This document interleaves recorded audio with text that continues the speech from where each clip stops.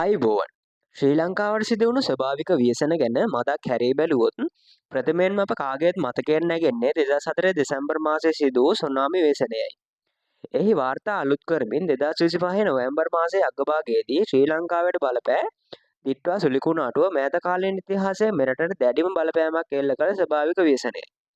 දිට්වා සුලිකුණාටුව ගැන ඔබ නොදත් කරුණු අපි අද මේ වීඩියෝ එකෙන් කතා කරමු. එහෙනම් රැඳෙන්නට කියලා ආරාධනා කරනවා මේ වීඩියෝ එකේ අවසානය තෙක්ම.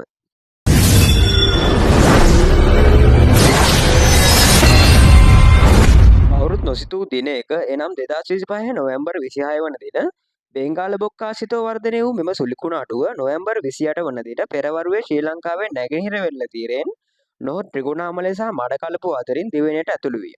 මෙම දිට්වා සුලිකුණාටුව නම් සපයන ලද්දේ යේමනයේ විසිනි. මෙම දිට්වා සුලිකුණාටුව පැවති දිනයන්හි වර්ෂාපතනය පැය 24 තුර ඇතැම් ප්‍රදේශයන්ට මිලිමීටර් 300-500 ඉක්ම වූ වර්ෂාපතනයක් ලැබිණි. සුළඟේ වේගයද පැයට කිලෝමීටර් 70ක් 90ක් පමණ වේගයකින් යුත් ප්‍රහාරාත්මක සුළං වාර්තා විය. ඒ වගේම මහවැලි කැලණි දැදුරුවේ සහ අත්තනගලුව යන ප්‍රධාන ගංගා පිටාර ගැලීමෙන් දැවැන්ත ගම් වතුර තත්ත්වයක් ඇති විය. උඩරට එළවලු වගාවන් සහ කුකුල් පාලන ගොවිපළවල් දැඩි ලෙස කඩා වැටුණි. ඒ වගේම මහකන්නේ වී වගාවටද දැඩි ලෙස හානි සිදු විය. උඩරට දුම්රිය මාර්ගය සහ ප්‍රධාන මාර්ග රැසක්ම නායෑම් නිසා අවහිර විය. කටුනායක ගුවන්තොටුපළේ ගුවන් ගමන් වාර කිහිපයක් අවලංගු කිරීමට හෝ වෙනත් රටවලට හරවා යැවීමට සිදු විය. දිවයිනේ ප්‍රදේශ රැසකම විදුලි පද්ධතියට හානි සිදු වූ අතර කොත්මලේ වැනි ප්‍රධාන ජල විදුලි බලාගාර තාවකාලික නවතා දැමීමට සිදු විය. රජය විසින් ජාතික හදිසි තත්ත්වයක් ප්‍රකාශයට පත් කළ අතර ත්‍රිවිධ හමුදාව සහ පොලිසිය එක්ව දැවැන්ත මුදා ගැනීම මෙහෙයුම් දියත් කළේය. ඉන්දියාව පාකිස්තාන එක්සත් රාජධානිය වැනි ජාත්‍යන්තර ආයතන සහන් ද්‍රව්‍ය සහ ආධාර ලබා දුන්නේය. තවද කොරියාවේ සේවය කරන අපගේ සොහොයුරන් සහ දකුණේ අපගේම ජනතාව ඔවුන්ට හැකි පමණින් ඔවුන්ගේ දායකත්වය ලබා දුන්නේය. දෙසැම්බර් 16 වන දින වාර්තා වූ නිලදත්වවලට අනුව මරණ සංඛ්‍යාව 644 දක්වා ඉහළ ගියේය.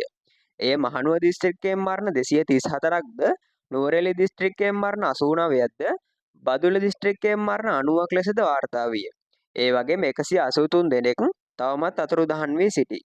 සමස්ත දිවයිනේ පවුල් 4,73,138කට අයත් පුද්ගලයන් මිලියන 1.6කට වඩා වැඩි පිරිසක් පීඩාවට පත්විය. නිවාස 6,200ක් සම්පූර්ණයෙන්ම විනාශ විය. නිවාස ලක්ෂයකට අධික ප්‍රමාණයක් අර්ධහානි සිදු විය. පුද්ගලයන් ලක්ෂයකට ආසන්න පිරිසක් තවමත් ආරක්ෂිත මධ්‍යස්ථාන 700කට වඩා වැඩි ප්‍රමාණයක රඳවාගෙන සිටී. මානුෂීය ජීවිත සිය ගණනක් වගේම ගම් නගර මානුෂීය දේපල 100,000 ගණනක් සුණු විසුණු කළ මෙවන් සුලිකුණාටු මතු දිනක මගේ මව්බිමට නොවෙන්නට කියන ප්‍රාර්ථනාව ඇතිව අප අතරින් මියගිය අපගේම ජනතාවට උතුම් නිවන් සුව ප්‍රාර්ථනා කරමු.